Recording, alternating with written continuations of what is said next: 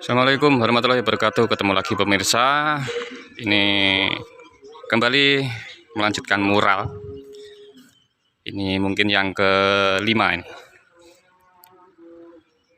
Dan mohon maaf, kemarin sudah saya singgung, mungkin untuk proses dari awal gambar itu ini tidak akan terekod, soalnya untuk peletakan kamera ini tidak bisa leluasa karena ada kolam renang ini.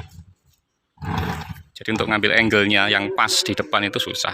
Jadi mungkin nanti ke depan ini shootnya, pengambilan gambar untuk kontennya ini mungkin hanya sebatas 70-100% jadi di gambar tema.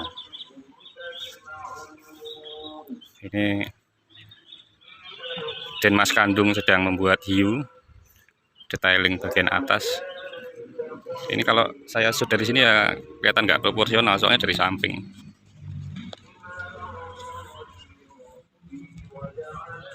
Nah, itu gambarnya seperti itu. Dan ini tadi setengah hari saya sudah detailing ini gambar yang ikan ini, dan menjelang mau gambar yang ini, tapi ini sudah mau istirahat, ini dilanjutkan nanti.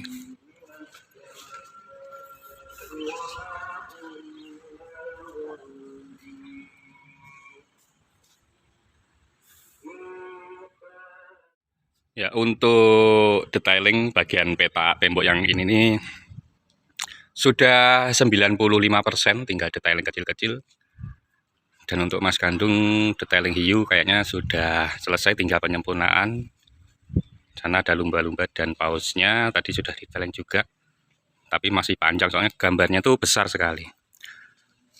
Dan ini kebetulan sudah sore, kita ngobrol dulu untuk agar tayangan ini agak lebih lama dikit, soalnya hari ini kan nggak ada tayangan proses pembuatan dari nol sketsa sampai gambar, dikarenakan ya yang pernah saya singgung, untuk tata letak kameranya tidak ada, adanya ini.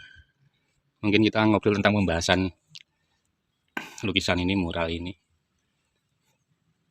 Dan ini kita ngobrol sama Mas Kandung.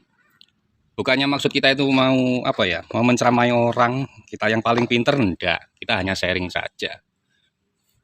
Salah satu basicnya yaitu melukis di eksterior, di luar ruangan tembok seperti ini. Catnya ini memakai apa ini, Mas Kandung? Cat eksterior juga. Nggak boleh nyebut merek ya? Boleh. Harus ada basicnya waterproof. Waterproof itu pelapis anti air. Soalnya kalau pakai cat biasa itu intensitas warnanya itu pudar, terus ketajamannya sangat kurang. Plus nanti jika kena sinar matahari langsung, hujan itu mungkin 1 tahun sudah gula atau mungkin pudar seperti yang itu. Ya, ini kita bukan menjelek-jelekkan karya orang lain, enggak.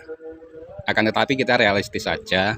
Maaf ini mengganggu ini. Sebenarnya ditunjukkan tuh yang sebelah sana, yang pernah saya singgung di pertama itu. Oh ya, ini memakai cat tembok, tetapi cat temboknya eksterior.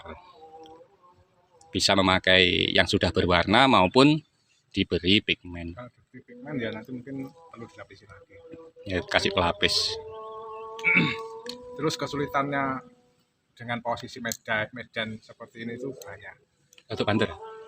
Kesulitan untuk lokasi seperti ini, belakangnya langsung kolam renang, ukurannya gede banget, itu masalah perspektif sudut pandang. Jadi nggak mungkin kita gambar jarak 1 meter itu nggak mungkin mundur.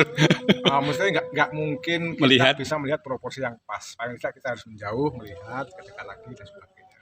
Supaya untuk menentukan proporsinya sudah ideal atau proporsinya sudah cocok atau mungkin warnanya sudah pantas, itu banyak hal yang perlu dilalui. Karena medannya seperti ini, ya itu tantangan tersendiri bagi kami.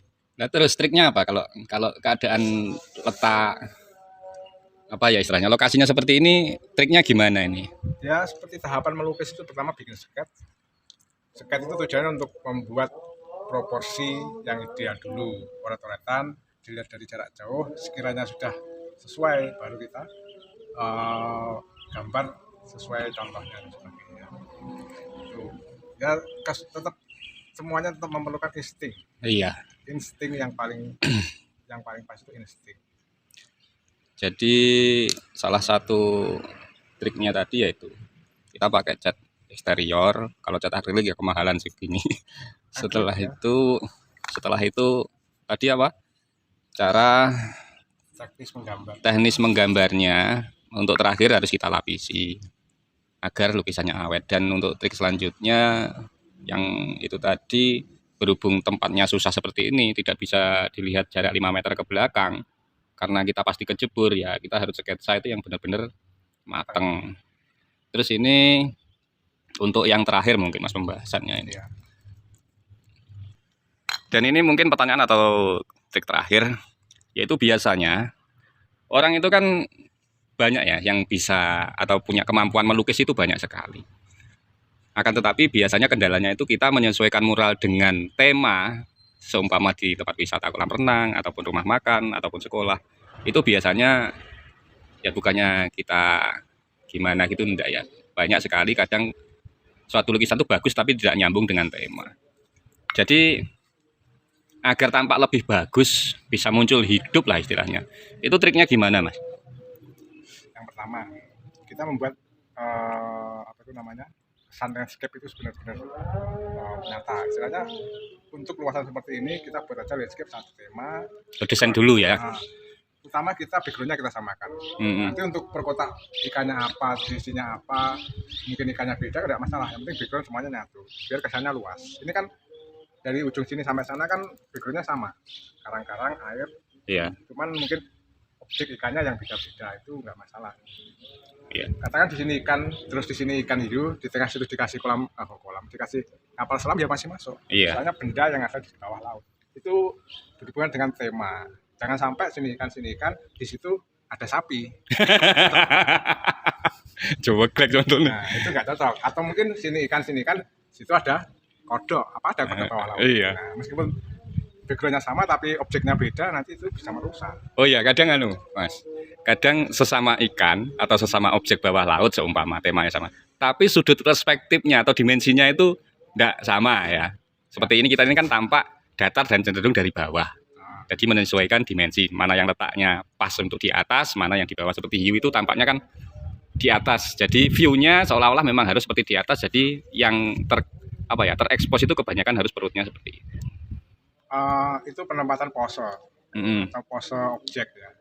Kalau itu hiunya katakan sudutnya dari atas, jelas nggak masuk. Soalnya teman-temannya itu dari samping. Kalau hiunya itu istilahnya dilihat dari atas, kelihatan sirip sama tampak atas itu kan nggak masuk. Itu hiunya lagi stres, miring jalannya kesannya gitu. Terus ini yang Apa? yang terakhir ini untuk menentukan gambar agar terlihat benar-benar 3 dimensi itu seperti apa? Padahal ini kita memakai warna sederhana kan. Untuk munculkan efek 3D-nya ini gimana? Kalau saya mungkin kita punya satu titik sumber cahaya. Semua background sini sampai sana itu sumber cahaya dari atas, ya kan? Iya. Nah dari atas untuk menunjang itu kita buat objek itu benar-benar bervolume. Jadi tubuhnya hiu itu ada yang benar-benar cerah, ada yang gelap. Terus di atasnya benar ada efek bayangan terminan cahaya dari atas. Gelombang air. Terus kura-kura ini juga yang bawah itu gelap. Bagian tertentu saja yang kita tegaskan supaya itu kesannya dia menonjol. Ikan itu juga seperti itu dan semuanya. Kalau kita membuat warna itu hanya polos, nggak ada gradasi atau kesan volume, ya contohnya mungkin kurang efek 3D itu kurang kena. Gitu. Mungkin contoh yang lain ada. Plus gini, konsep kembali ke tema. Kalau temanya kita membuat objek realis, kalian kita benar-benar menggambar secara realis. Tapi kalau kita objeknya kartun sekalian kita buat kartun atau animasi.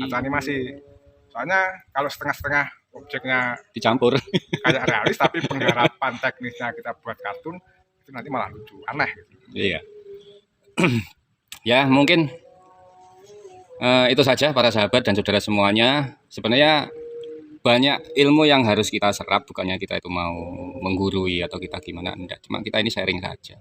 Mungkin kedepannya kita lebih banyak sharing tentang seni, soalnya di tayangan YouTube itu untuk sharing masalah seni itu sepertinya kurang. Ya, kebanyakan konten sampah. Edukasi kayak konten kita seperti ini ya tahu sendiri viewernya ya sedikit. Kalau di sini diharamkan untuk joget-joget. Tidak akan menemukan manusia joget-joget di sini. Iya. Ya, mungkin itu saja hari ini progresnya, yaitu kita detailing. Ini hasilnya seperti itu sementara, besok akan kita lanjut lagi. Dan tak lupa bila mana ada pertanyaan dari teman-teman untuk bagaimana cara melukis, bagaimana tekniknya, bagaimana pemilihan bahan, alat atau dan sebagainya, nanti bisa ditulis di kolom komentar. Ya, insya Allah nanti untuk selanjutnya kita akan ngevlog lagi ataupun semi podcast sama Mas Kandung. Berhubung ini kerjaan kita masih agak lumayan panjang.